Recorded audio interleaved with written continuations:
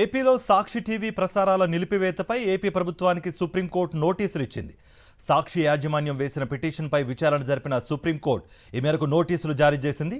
AP ప్రభుత్వంతో పాటు AP fibre net, పలు ఎంఎస్ఓలకు కోర్టు నోటీసులు ఇచ్చింది. 3 వారాల్లోగా దీనిపై జవాబు చెప్పాలని ఆదేశించింది. ఆంధ్రప్రదేశ్లో కూటమి ప్రభుత్వం ఏర్పడినప్పటి నుంచి రాష్ట్రంలో సాక్షి టీవీ ప్రసారాలు నిలిచిపోయాయి. చంద్రబాబు ప్రభుత్వం కక్ష సాధింపు చర్యల్లో భాగంగా ఇండిపెండెంట్ ఛానల్ ప్రసారాలను ఎక్కడికక్కడ నిలిపివేసింది. సాక్షి ప్రసారాలు నిలిపివేయాలంటూ ఎంఎస్ఓలను కూడా బెదిరించింది. ప్రభుత్వ network AP fibre net package నుంచి సాక్షి టీవీని తొలగించింది. చట్ట నిబంధనలు ఉల్లంఘించి రాష్ట్ర ప్రభుత్వమే టీవీ ప్రసారాలను అడ్డుకోవడంపై సాక్షి యాజమాన్యం వివిధ స్థాయిల్లో జరిపిన ప్రయత్నాలు, చర్చలు ఫలించలేదు. సాక్షి టీవీపై కూటమి ప్రభుత్వ కక్ష సాధింపు కొనసాగుతూనే ఉంది.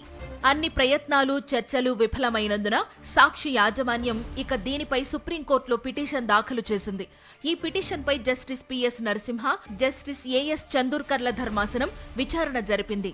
నిబంధనలను ఉల్లంఘించి రాష్ట్ర ప్రభుత్వమే సాక్షి టీవీ ప్రసారాలను అడ్డుకుంటున్న వైనాన్ని సుప్రీంకోర్టు దృష్టికి సీనియర్ న్యాయవాదులు నిరంజన్ రెడ్డి, వి గిరి తీసుకెళ్లారు. ఈ క్రమంలో సాక్షి టీవీ ప్రసారాల నిలిపివేతపై ఏపీ ప్రభుత్వానికి సుప్రీంకోర్టు నోటీసులు ఇచ్చింది. సాక్షి టీవీని తిరిగి ప్యాకేజీ ఛానల్స్ లో పెట్టాలని ఢిల్లీ హైకోర్టు టీడీ శాట్ ఇచ్చిన ఆదేశాలను ఏపీ ఫైబర్ నెట్ అమలు చేయని విషయాన్ని కూడా పిటిషన్లో ప్రస్తావించారు. మీడియా స్వేచ్ఛను హరిస్తున్న రాష్ట్ర ప్రభుత్వ నియంతృత్వ వైఖరిని అరికట్టాలని పిటిషన్లో సాక్షి యాజమాన్యం సుప్రీంకోర్టును కోరింది.